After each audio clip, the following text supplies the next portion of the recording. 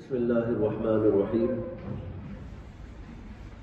الحمد للہ رب العالمین والصلاة والسلام علی اشرف الانبیاء وسید المرسلین وعلی آلہ وصحبہ اجمعین، اما بعد، باب الزکاة من الایمان۔ اس باب کے بارے میں کچھ وضاحتیں کر دی گئی تھی، حدیث بھی آپ کے سامنے آ چکی ہے، آیت کریمہ جو اس میں تھی اس کی تفسیر بھی آپ کے سامنے کر دی گئی۔ اس حدیث میں یہ آیا ہے کہ ایک شخص اللہ کے رسول علیہ السلام کی خدمت میں حاضر ہوا اور اس نے اسلام کے بارے میں کچھ سوالات کیے تھے، یعنی شرائع اسلام کے بارے میں سوالات تھے، یسألون عن الاسلام۔ اس کے جواب میں اللہ کے نبی علیہ السلام نے اس کو بتایا، خمس صلوات فی الیوم واللیلہ، اسلام کے فرائض میں سے ایک تو ہے دن اور رات میں 5 وقتی نمازیں۔ اس آدمی نے بیچ میں پوچھ لیا، حل علی غیرہا، کیا اس کے علاوہ بھی میرے اوپر کچھ ہے؟ آپ نے کہا لا الا ان تطوع، فرض کچھ نہیں ہے مگر یہ کہ تو تطوع کرے، یعنی نفل پڑھے۔ اس سے معلوم ہوا کہ فرض نمازیں 5 ہی ہیں،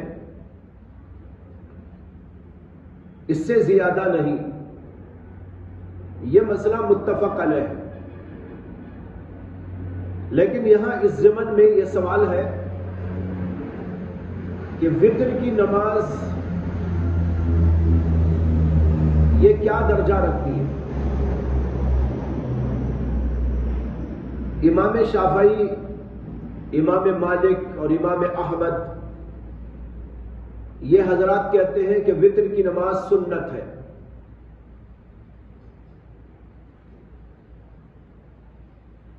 اور امام اعظم ابو حنیفہ رحمۃ اللہ علیہ کہتے ہیں کہ واجب ہے۔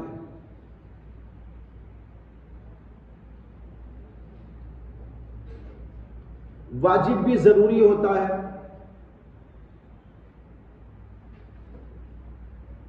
اس لیے یہاں امام اعظم ابو حنیفہ پر اعتراض کیا گیا ہے کہ یہ حدیث تو بتا رہی ہے کہ نمازیں تو صرف 5 ہیں، اور ابو حنیفہ وتر کی نماز کو بھی ضروری کہتے ہیں، واجب کہتے ہیں۔ جبکہ یہ حدیث اس کی نفی کر رہی ہے، اور جمہور علماء کی تائید میں یہ حدیث ہے، اسے کہ اس کے اندر صاف آیا لا، کوئی اور فرض ہے؟ آپ نے کہا نہیں۔ اس سے یہ تینوں حضرات استدلال کرتے ہیں کہ وتر کی نماز واجب نہیں ہے۔ بعض علماء نے امام ابو حنیفہ پر نکیر کرتے ہوئے یہ قصہ درج کیا ہے کہ ایک آدمی امام ابو حنیفہ کے پاس آیا اور اس نے پوچھا کہ نمازیں کتنی ہیں؟ انہوں نے کہا کہ 5۔ اس نے کہا وتر کی نماز کیا ہے؟ تو انہوں نے کہا کہ فرض۔ اس نے کہا یہ سب مل ملا کے کتنی ہوئی؟ تو انہوں نے کہا 5۔ تو اس نے پھر دوبارہ سوال کیا، اس نے کہا نمازیں کتنی فرض ہیں؟ امام صاحب نے کہا 5۔ پھر اس نے پوچھا کہ وتر کی نماز کیا ہے؟ تو کہا کہ فرض۔ کہا یہ پورے ملا تو کتنے ہوئے؟ تو انہوں نے کہا 5۔ تو وہ کہنے لگا کہ میں ایسے آدمی کی کیا اتباع کروں جسے حساب بھی ٹھیک نہیں آتا، جسے حساب بھی ٹھیک نہیں آتا۔ یہ واقعہ بعض لوگوں نے درج کیا ہے، لیکن اصل میں مدارک کے اجتہاد کو سمجھنا، مدارک کے تفقہ کو سمجھنا یہ ہر ایک کی بس کی بات نہیں ہے۔ امام صاحب کا مطلب یہ تھا کہ 5 نمازیں فرض ہیں، یہ نماز واجب ہے۔ امام صاحب کے پاس واجب میں اور فرض میں فرق ہے۔ فرض کا جو درجہ ہے وہ درجہ حتمی و قطعی اور قطعی دلائل سے ثابت ہوتا ہے، جبکہ واجب امام ابو حنیفہ رحمۃ اللہ علیہ کے نزدیک عملی طور پر تو ضروری ہوتا ہے لیکن اعتقادی طور پر ضروری نہیں۔ یہ فرق ہے دونوں میں۔ اسی لیے اگر کوئی شخص واجب کا انکار کرے تو امام ابو حنیفہ رحمۃ اللہ علیہ کے نزدیک کافر نہیں، لیکن فجر کی نماز کا انکار کرے تو کافر، پانچوں نمازوں میں سے کسی کا بھی انکار کرے تو کافر، اس لیے کہ وہ اعتقادی فرض ہے اور یہ عملی فرض ہے، یعنی عمل کے اعتبار سے ایسا ہی ضروری ہے جیسے کہ فرض نمازیں ضروری رہے۔ اس کے دلائل تو ترمذی کے اندر اس کے مستقل ابواب آئیں گے اور وہاں امام ترمذی بھی اس پر کلام کریں گے، وہاں پر آپ کے سامنے اس کی تفصیل آئے گی۔ دوسرا مسئلہ یہاں پر یہ ہے کہ اس حدیث میں یہ کہا اللہ کے رسول نے 5 نمازیں ضروری ہیں، پوچھنے والے نے پوچھا حل علی غیرہا، تو آپ نے کہا نہیں مگر یہ کہ تم تطوع کرو۔ یہاں پر ایک سوال یہ ہے کہ اگر کوئی آدمی کوئی نفل نماز شروع کرے اور اس کو توڑ دے تو وہ نماز واجب الاعادہ ہوتی ہے کہ نہیں؟ امام اعظم ابو حنیفہ رحمۃ اللہ علیہ کے نزدیک اس نماز کا توڑنا بلا کسی عذر کے جائز نہیں، اور اگر توڑ دے تو اس کے اعادے کی ضرورت ہے، یعنی واجب الاعادہ ہے۔ اور امام شافعی رحمۃ اللہ علیہ کے نزدیک اور امام احمد بن حنبل کے نزدیک نفل نماز پڑھنے نہ پڑھنے کا اختیار ہے، اور شروع کرنے کے بعد چاہے تو توڑ بھی دے بلا کسی عذر کے، کوئی گناہ کی بات نہیں، اور جب توڑ دے تو اس کا اعادہ بھی واجب نہیں۔ امام مالک رحمۃ اللہ علیہ کہتے ہیں کہ شروع کرنے کے بعد نفل نماز بلا عذر توڑنا نہیں چاہیے، لیکن اگر توڑ دے تو گناہ نہیں، لیکن واجب الاعادہ بھی نہیں۔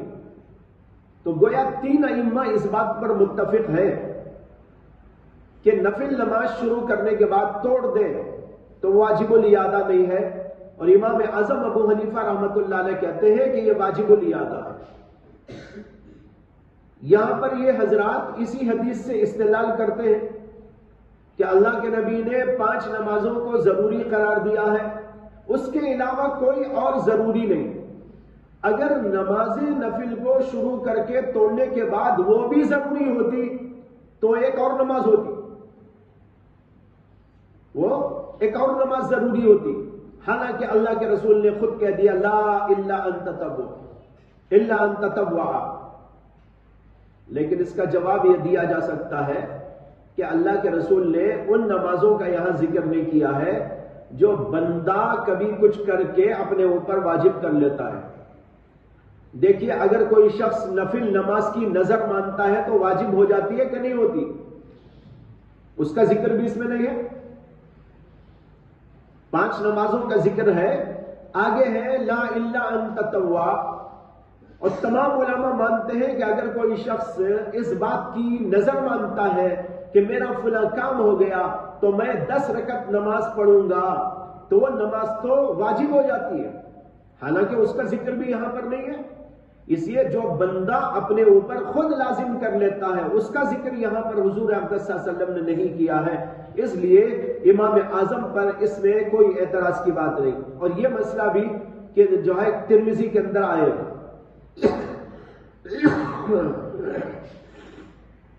اس کے بعد ہے قال رسول اللہ صلی اللہ علیہ وسلم وصیام رمضان، اس نے کہا حل علی غیرہا، آپ نے کہا لا الا ان تطوع۔ اس کے بعد میں ہے وذکر لہ رسول اللہ صلی اللہ علیہ وسلم الزکاۃ، راوی نے انداز بیان بدل دیا، اوپر تو یوں آیا آپ نے کہا 5 صلوات وصیام رمضان، پھر آگے یوں کہتے والزکاۃ، لیکن والزکاۃ کہنے کے بجائے وذکر لہ رسول اللہ صلی اللہ علیہ وسلم الزکاۃ، غالباً یہ اس لیے طرز بدل دیا راوی نے کہ ان کو اللہ کے نبی کے الفاظ یاد نہیں تھے۔ اس لیے مقصد بیان کیا کہ اس کے بعد اللہ کے رسول نے ان کے سامنے زکات کا بھی ذکر کیا اور اس نے کہا حل علی غیرہا، کیا اس کے علاوہ بھی میرے اوپر کچھ ضروری ہے، یعنی خرچ کرنا بھی میرے اوپر کچھ ضروری ہے؟ آپ نے کہا لا الا ان تطوع. یہ مسئلہ بھی ترمذی میں آئے گا کہ زکات کے علاوہ بھی بندے پر کچھ حق ہے خرچ کرنے کا.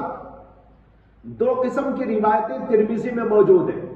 ایک روایت میں آتا ہے اللہ کے رسول صلی اللہ علیہ وسلم نے فرمایا ان فی المال لحقا سوى الزکات، ان فی المال لحقا سوى الزکات، زکات کے علاوہ بھی جو ہے مال کے اندر حق ہے. اس کے اندر یہ بتایا گیا کہ صرف زکات ہی نہیں، زکات کے علاوہ بھی مال کے اندر حق ہے خرچ کرنے کا. اور ایک حدیث کے اندر یہ آتا ہے کہ سوائے زکات کے کوئی اور مال واجب نہیں. یہ بھی حدیث ہے. بحث وہیں پر تفصیلی آئے گی اور بتایا جائے گا کہ زکات تو فرض ہے، لیکن اس کے علاوہ کچھ چیزیں اور ہیں جو بندے پر لاگو ہوتی ہیں مال کے اندر، جیسے کہ مختلف قسم کے نفقات. بیوی کا نفقہ واجب ہے، بچوں کا نفقہ واجب ہے، ماں باپ اگر غریب ہیں تو ان کا نفقہ واجب ہے. اسی طریقے پر جو ہے مختلف دینی ضرورتوں کے اندر خرچ کرنا یہ بھی ایک درجے میں ضروری ہوتا ہے. وہ ساری چیزوں کی بحث وہاں پر آئے گی. یہاں اشارہ اس لیے کر دیا تاکہ آپ کے ذہن میں رہے کہ اس قسم کی بحثیں اس موضوع سے متعلق ہوتی ہیں اور اس حدیث کے ضمن میں ان کو لایا گیا ہے. لیکن چونکہ ہم وہاں چل کر کلام کرنے والے ہیں اس لیے یہاں پر اس کو ہم نے ذکر نہیں کیا، وہیں پر اس کی تفصیل عرض کی جائے گی. اس کے بعد میں ہے فَأَدْبَرَ الرَّجُلُ، آدمی پیٹ پھیر کے جانے لگا. وَهُوَ يَقُولُ، اس حالت میں کہ وہ کہہ رہا تھا وَاللَّهِ لَا أَزِيدُ عَلَى هَذَا وَلَا أَنْقُصُ، خدا کی قسم نہ میں اس پر زیادتی کروں گا نہ اس میں کچھ کمی کروں گا. یہ سن کر اللہ کے رسول نے فرمایا افلح ان صدقہ، یہ آدمی کامیاب ہو گیا اگر یہ سچ بول رہا ہے.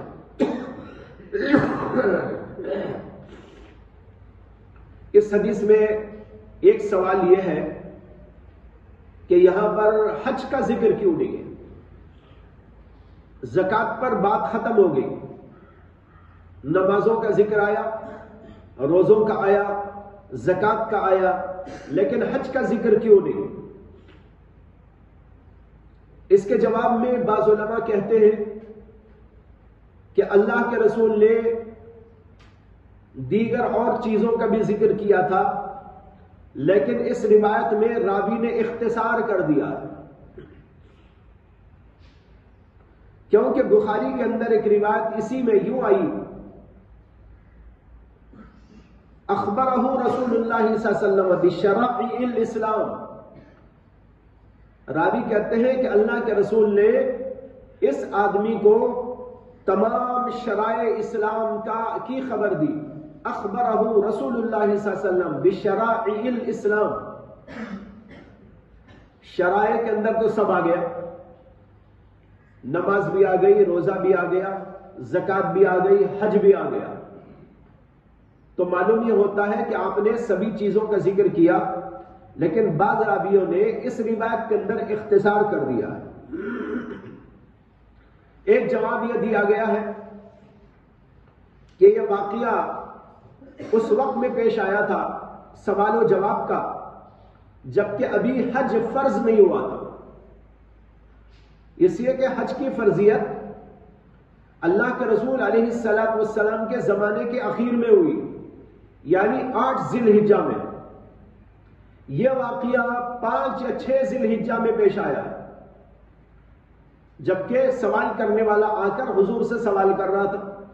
تو چونکہ اس دور تک حج فرض ہی نہیں ہوا تھا، اس لیے اللہ کے رسول علیہ الصلوۃ والسلام نے اس کا تذکرہ نہیں کیا. ایک جواب یہ دیا گیا ہے. بعض لوگوں نے ایک جواب اور دیا، انہوں نے کہا کہ اس وقت تک حج تو فرض ہو گیا تھا، لیکن پوچھنے والا آدمی غریب تھا، اس کے اوپر حج فرض نہیں تھا. اللہ کے رسول نے اس کے حالات کا اندازہ کرنے کے بعد اس کے سامنے اس کا ذکر اس لیے نہیں کیا کہ بھئی اس کے اوپر تو حج فرض نہیں ہے. جتنا اس کے اوپر ضروری تھا اتنا ذکر کیا، اور جو اس کے لیے ضروری نہیں تھا اس کا ذکر آپ نے نہیں کیا. یہ سارے جوابات آپ کو فتح الباری اور عمدۃ القاری کے اندر ملیں گے. اس کے بعد یہاں ایک اور بحث ہے، وہ یہ کہ یہاں وہ آدمی کہتا ہے لا ازید علی ھذا ولا انقص، جو بات آپ نے کہی میں اس پر نہ زیادتی کروں گا نہ کمی کروں گا. حالانکہ اس کے اندر تو بہت سے واجبات کا ذکر نہیں ہے. اسی طرح اس کے اندر منہیات کا ذکر بھی نہیں ہے. منہیات یعنی وہ چیزیں جس سے منع کیا گیا ہے، جھوٹ بولنا، شراب پینا، جوا کھیلنا، زنا کرنا، قتل کرنا وغیرہ وغیرہ، بہت سارے بدترین گناہ کے کام ہیں، ان کا بھی یہاں پر کوئی ذکر نہیں. تو اس کا مطلب طے ہوا جتنی بات آپ نے اب مجھے بتا دی ہے بس اتنی بات پر میں عمل کروں گا، اس پر نہ اضافہ کروں گا نہ اس میں کمی کروں گا. جتنی بات آپ نے بتا دی اس میں کمی نہیں کروں گا، یہ تو ٹھیک ہے، لیکن اس میں اضافہ بھی نہیں کروں گا. یعنی آگے ہو سکتا ہے نا کہ مزید احکام آتے رہے. جب مزید احکام آنے کا امکان موجود ہے، وہ کہتا ہے میں اس پر اضافہ نہیں کروں گا، تو یہ بات کیسے درست ہو سکتی ہے؟ اور پھر اللہ کے رسول علیہ الصلوۃ والسلام اس کے اوپر یہ بھی فرما رہے ہیں افلح ان صدقہ، اگر یہ بات سچ بول رہا ہے تو کامیاب ہو گیا. تو واجبات بہت سارے اس کے اندر نہیں ہیں، منہیات کا اس کے اندر تذکرہ نہیں ہے، جس سے بچنا بھی انسان کے لیے ضروری ہے کامیابی کے واسطے. شراب نہ پینا ضروری ہے، زنا نہ کرنا ضروری ہے، جھوٹ نہ بولنا ضروری ہے، رشوت نہ کھانا ضروری ہے، اور مختلف قسم کے گناہوں سے بچنا ضروری ہے. یہاں پر اس کا بھی ذکر نہیں ہے. تو پھر اللہ کے رسول نے یہ کیسے کہہ دیا اگر اتنی بات وہ کر لے گا اور اس میں وہ سچا ہے تو کامیاب ہو گیا؟ سمجھ میں آیا سوال؟ اس کا جواب دیا گیا ہے. جواب یہ ہے کہ بعض علماء نے کہا کہ جس وقت کی یہ بات ہے اس وقت تک اس کے علاوہ دیگر واجبات مشروع نہیں ہوئے تھے، اس لیے اس کا ذکر نہیں کیا گیا. اور ابن بطال رحمت اللہ علیہ شرح بخاری میں کہتے ہیں کہ اس وقت تک منہیات بھی نازل نہیں ہوئے.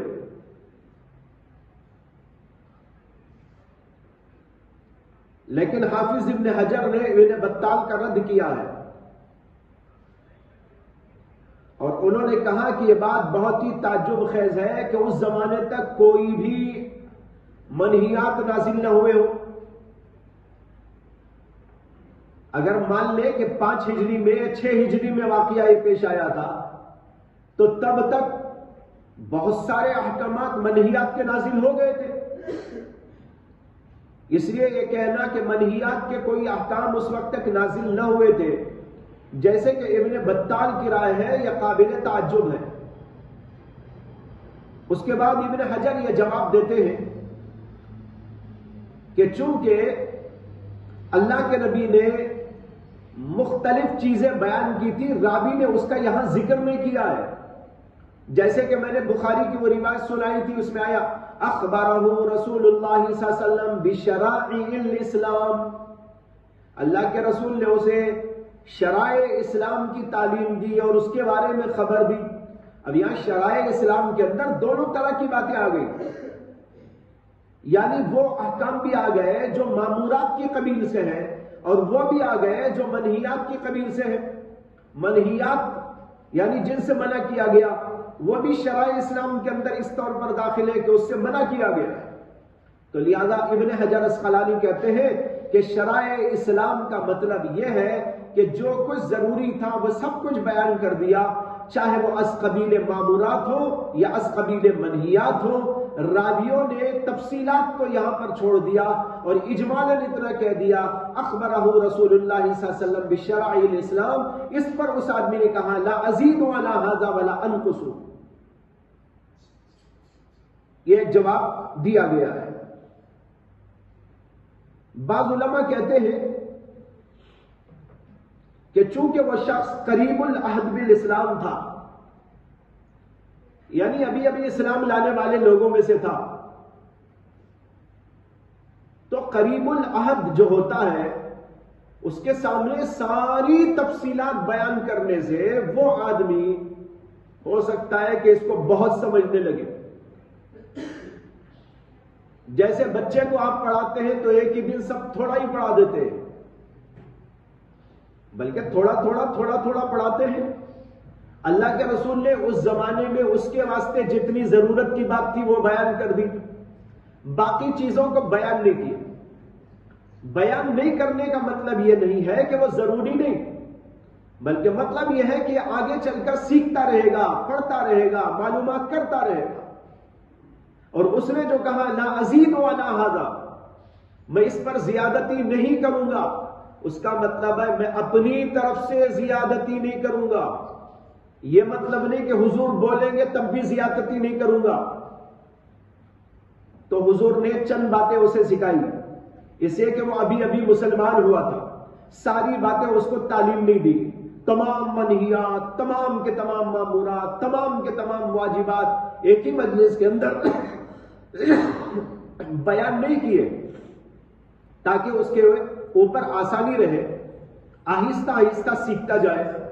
اور اس نے جو یہ کہا لا ازید علی ھذا، میں اس پر زیادتی نہیں کروں گا، تو وہاں زیادتی نہیں کروں گا کا مطلب یہ نہیں ہے کہ اے نبی آپ بتائیں گے تب بھی نہیں کروں گا، بلکہ مطلب میں اپنی طرف سے زیادتی نہیں کروں گا۔ مجھے کیا حق ہے کہ میں دین میں زیادتی کروں؟ میں اپنی طرف سے کوئی زیادتی، کوئی کمی نہیں کروں گا۔ جتنی بات آپ نے بتائی ہے میں اس کے اوپر پابندی کرتا رہوں گا، یہ اس کا مطلب ہے، اس لیے کوئی اشکال کی بات نہیں۔ بعض علماء نے یہ کہا ہے کہ اس نے جو کہا کہ میں زیادتی نہیں کروں گا اور کمی نہیں کروں گا،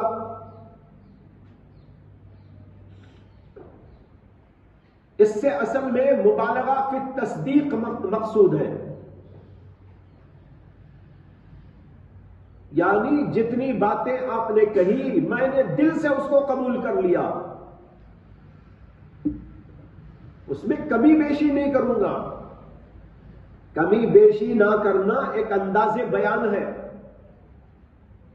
اس بات کے لیے کہ میں نے آپ کی بات قبول کر لی، میں نے اس کو جو ہے دل میں جما لیا، میں اس کے اوپر عمل کروں گا، یہ بولنے کے لیے وہ بول رہا میں کمی بیشی نہیں کروں گا، اس کا لفظی معنی مقصود نہیں ہے بلکہ مبالغہ فی التصدیق مقصود ہے۔ یہ علامہ طیبی نے شرح مشکات کے اندر جواب دیا ہے۔ اور علامہ ابن المنیر کہتے ہیں، یہ ابن المنیر لفظ ہے، بعض لوگ اس کو ابن المنیر پڑھ دیتے ہیں، یہ ابن المنیر نہیں ہے، یہ جو مشہور شارح بخاری ہے ان کا نام ہے ابن المنیر۔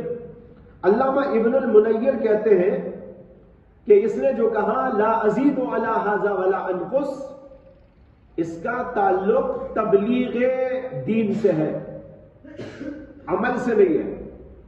مقصد یہ ہے کہ اس آدمی کو جب اللہ کے رسول نے بات بتا دی تو اس نے کہا میں یہ بات لوگوں تک پہنچانے میں کوئی کمی بیشی نہیں کروں گا، جتنی بات آپ نے بتائی ہے اس میں کوئی کمی بیشی نہیں کروں گا، اتنی بات لوگوں کو بھی سمجھاؤں گا، بتاؤں گا۔ اس لیے کہ یہ آدمی آیا تھا اپنے قبیلے کی طرف سے، اب اس کو اپنے قبیلے میں جا کر حضور کی بات بیان کرنا ہے۔ تو علامہ ابن المنیر کہتے ہیں کہ یہ اصل میں کہہ رہا ہے لا ازید علی ھذا ولا انقص، اے فی تبلیغ شرائع، فی تبلیغ الشرائع، شرائع کی تبلیغ میں جتنی بات آپ نے بتائی ہے اس میں میں کمی بیشی نہیں کروں گا، اس کو میں ٹھیک ٹھیک طور پر لوگوں کو جا کے بتا دوں۔ یہ ایسا ہی ہے جیسے آپ کسی آدمی کو سمجھائیں بتائیں، جیسے تبلیغی جماعت والے لوگوں کو سمجھا دیتے ہیں کہ بھائی 6 باتیں بیان کرو، اب اس لیے 6 باتوں کا بیان اسے کراتے ہیں کہ بھئی وہ عالم نہیں ہے، ساری بات تو بیان نہیں کر سکتا. اب اسے 6 باتوں کی ٹریننگ دے کر اسے کہا جاتا ہے کہ جاؤ لوگوں کے سامنے اس کو بیان کرو. وہ کہے میں اس میں کوئی کمی بیشی نہیں کروں گا. اس کا مطلب یہ نہیں کہ دین کی اور باتیں نہیں مانوں گا. مطلب یہ ہے جتنا مجھے سکھایا گیا، جتنا مجھے بتایا گیا، جتنی مجھے ٹریننگ دی گئی، وہ بات میں لوگوں کے سامنے بلا کم و کاست بیان کروں گا. اس کا مطلب یہ نہیں ہوتا کہ مزید باتیں دین کی آئیں گی تو نہیں مانوں گا. بس اتنا ہی وہ بھی کہہ رہا ہے لا ازید ولا ھذا ولا انقص. آپ کی بات کے پہنچانے میں، اس کی دعوت اور تبلیغ میں میں کوئی کسر نہیں چھوڑوں گا. جو کچھ آپ نے بتایا اس کو ٹھیک ٹھیک طور پر لوگوں کے سامنے ذکر کروں گا، نہ اس میں کمی کروں گا نہ بیشی. بعض علماء نے ایک اور بات کہی ہے. انہوں نے کہا کہ اس نے جو کہا نا لا ازید علی ھذا ولا انقص، اس کا تعلق مقدار سے نہیں ہے، کیفیات سے ہے.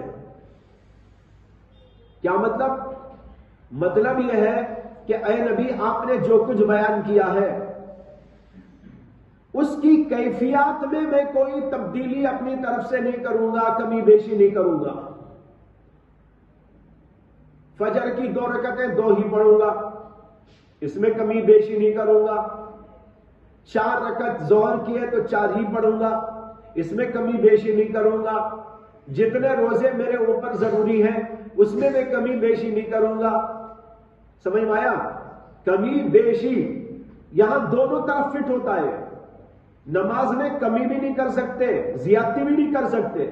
2 کی جگہ 3 بھی نہیں پڑھ سکتے، 2 کی جگہ 1 بھی نہیں پڑھ سکتے، 4 کی جگہ 5 بھی نہیں پڑھ سکتے، 4 کی جگہ 3 بھی نہیں کر سکتے. روزے بھی 30 ہیں تو 30 ہی رکھنا ہوگا، اس میں نہ ایک کمی کر سکتے ہیں نہ ایک کا اضافہ کر سکتے ہیں. تو اس کا مطلب یہ ہے کیفیات جو آپ نے بیان کی اعمال کی، ان اعمال کی کیفیات میں کوئی کمی بیشی نہیں کروں گا. تو بات تو ٹھیک ہو گئی. لا ازید علی ھذا ولا انقص.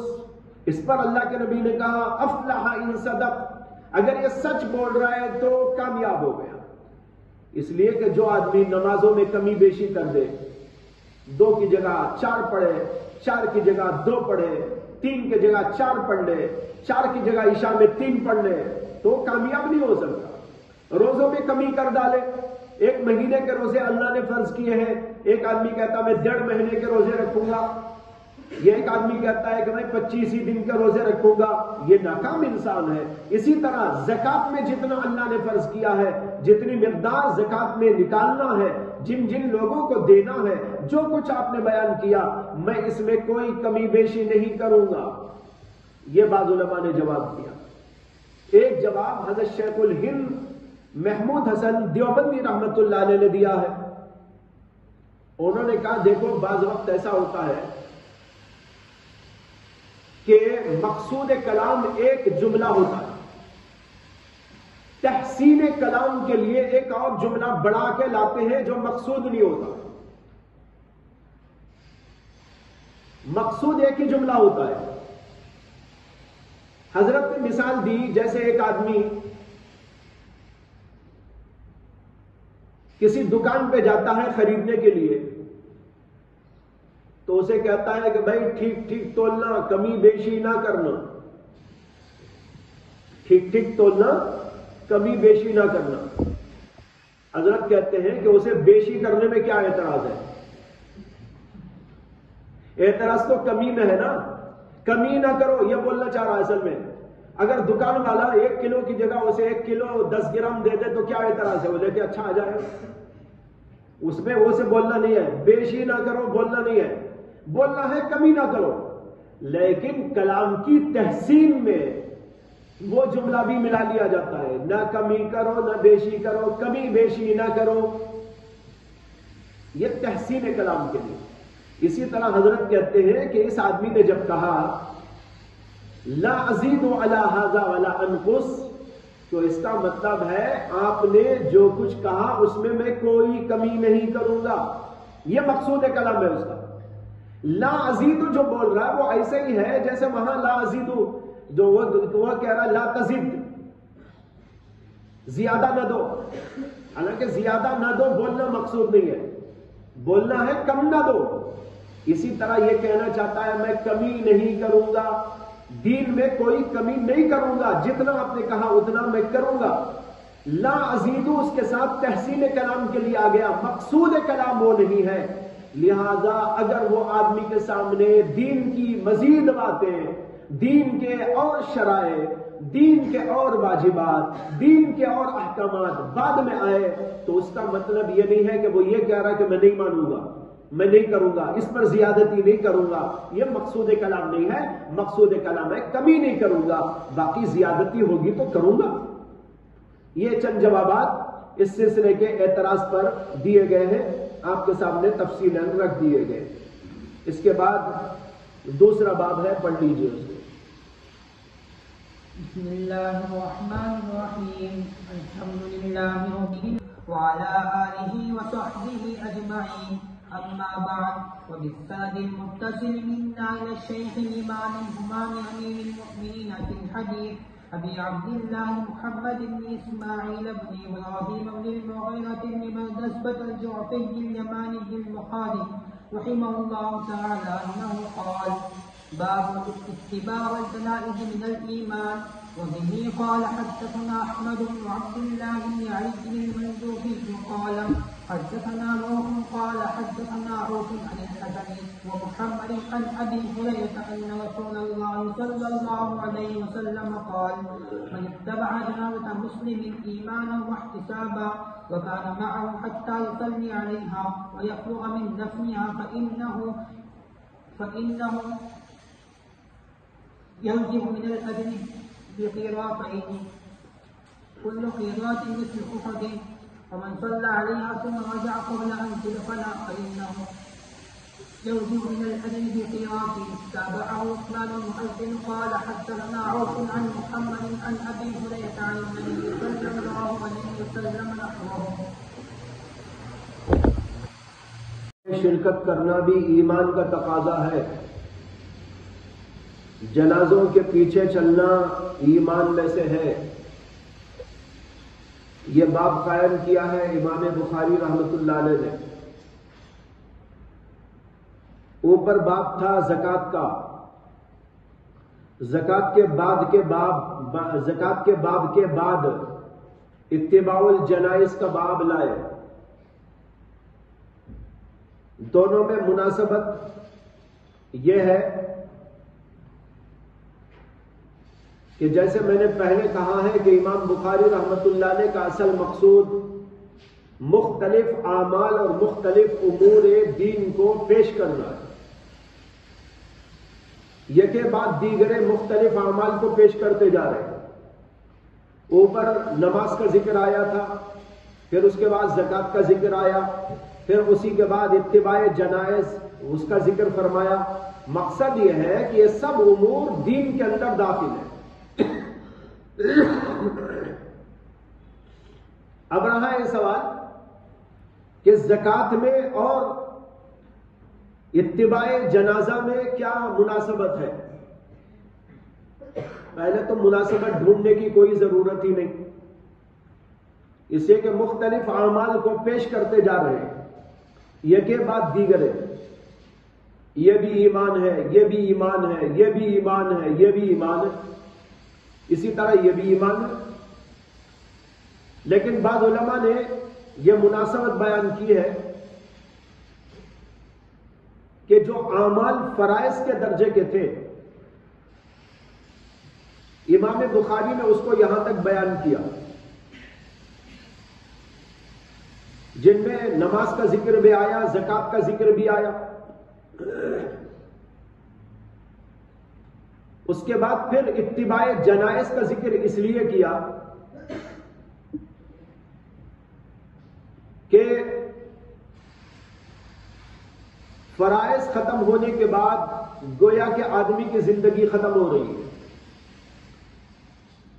اس میں اشارہ دینا چاہتے ہیں کہ اب وہ احکام بھی سن لو جو انسان کے مرنے کے وقت میں تمہارے اوپر ہیں، اور اس کا بھی تعلق ایمان سے ہے۔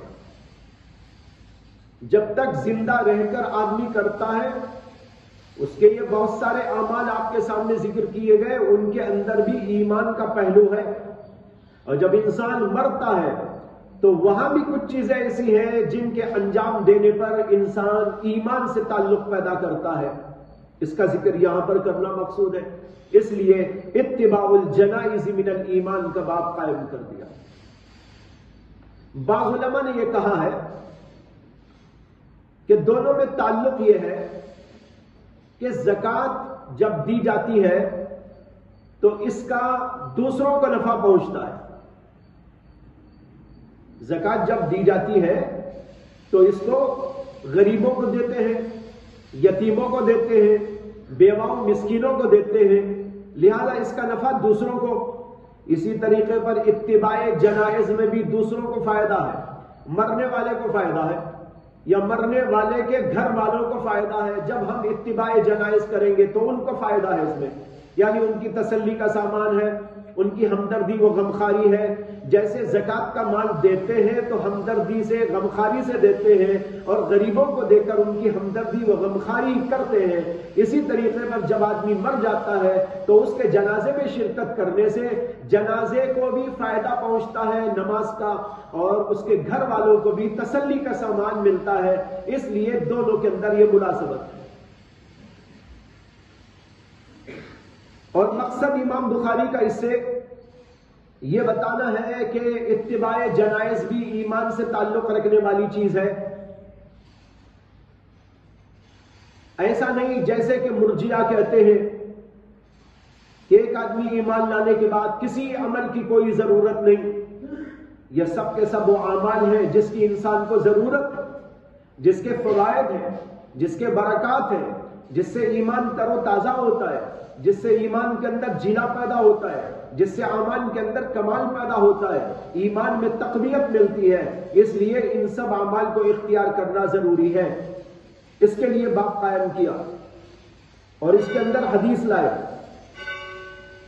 حضرت ابو ہریرہ رضی اللہ تعالی عنہ سے ان رسول اللہ صلی اللہ علیہ وسلم قال من اتبع جنازة مسلم ایمانا واحتسابا وكان معه حتى يصلي عليها، یہ دونوں طرح پڑھ سکتے ہیں، يصلي عليها یا يصلى عليها، یعنی مجہول و معروف دونوں طرح، و یفرغ یا یفرغ مجہول و معروف دونوں طرح، من دفنها فإنه يرجع من الأجر بقيراتين كل قيرات مثل أحد ومن صلى عليها ثم رجع قبل أن تدفن فإنه يرجع من الأجر بقيرات۔ اللہ کے رسول علیہ السلام نے فرمایا کہ جو آدمی جنازے کے ساتھ جائے، کسی مسلمان کے جنازے کے ساتھ جائے، یعنی جنازے میں شرکت کرے ایمان کے ساتھ اور ثواب کی امید کے ساتھ، وَكَانَ مَعَهُ اور اس کے ساتھ میں رہے، حَتَّى يُصَلِّيَ عَلَيْهَا یہاں تک کہ اس کے اوپر نماز پڑھ لے، یا حَتَّى يُصَلَّى عَلَيْهَا یہاں تک کہ اس کے اوپر نماز پڑھ لی جائے، دونوں طرح پڑھ سکتے ہیں۔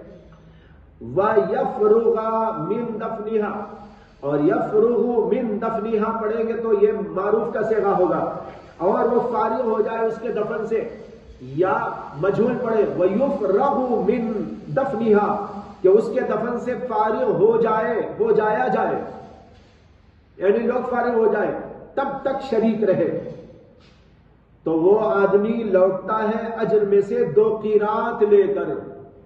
اللہ کے نبی کہتے ہیں کہ جو آدمی کسی مسلمان کے جنازے میں شریک ہوتا ہے اور اس کے ساتھ اس وقت تک رہتا ہے جب تک کہ اس کے اوپر نماز پڑھے اور تدفین سے فارغ ہو، فارغ ہونے تک رہے گا تو وہ اجر 2 قیرات لے کے واپس ہوتا ہے۔ اور فرمایا کل قیرات مثل احد، ہر قیرات اتنا بڑا جیسے کہ احد کا پہاڑ، تو 2 احد کے پہاڑ کے برابر ثواب لے کے واپس ہوتا ہے۔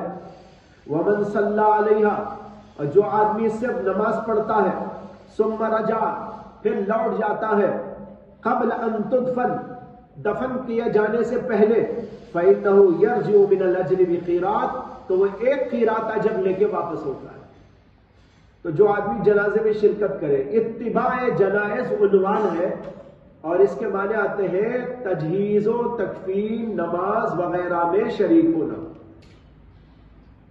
اس سب امور کے لیے اتباع جنائز کا عنوان اختیار کیا جاتا ہے۔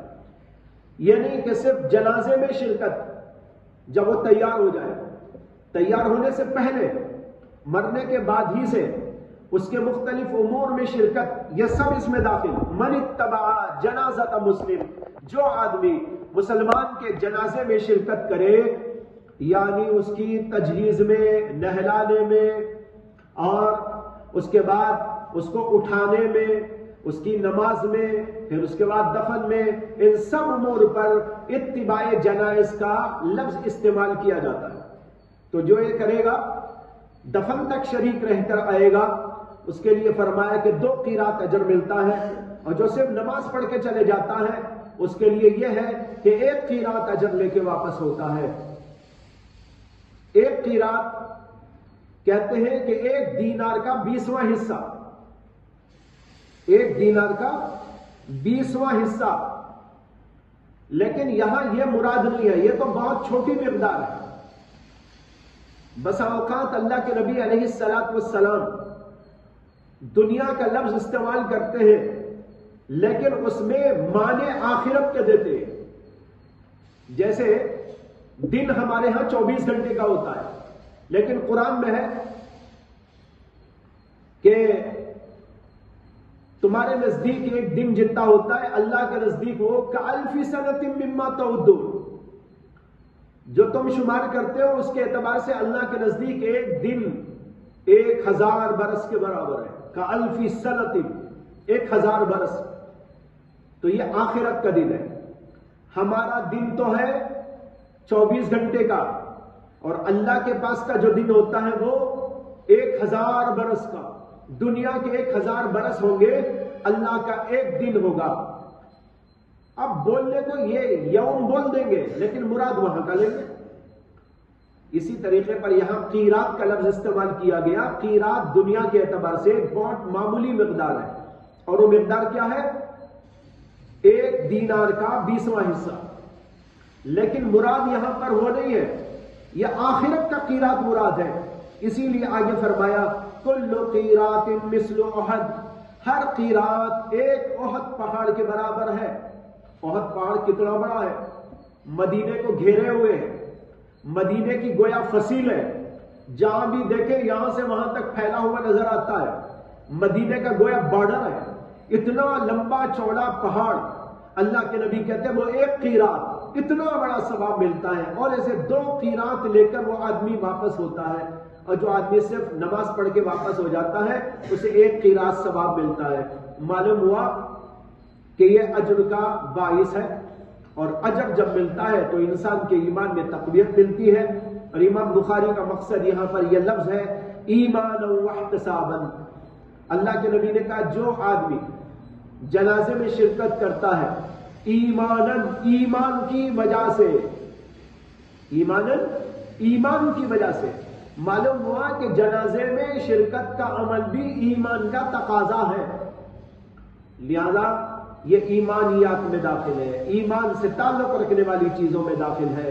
اس لیے امام بخاری نے اس کے اوپر باب قائم کیا اتباع الجنائز من الایمان۔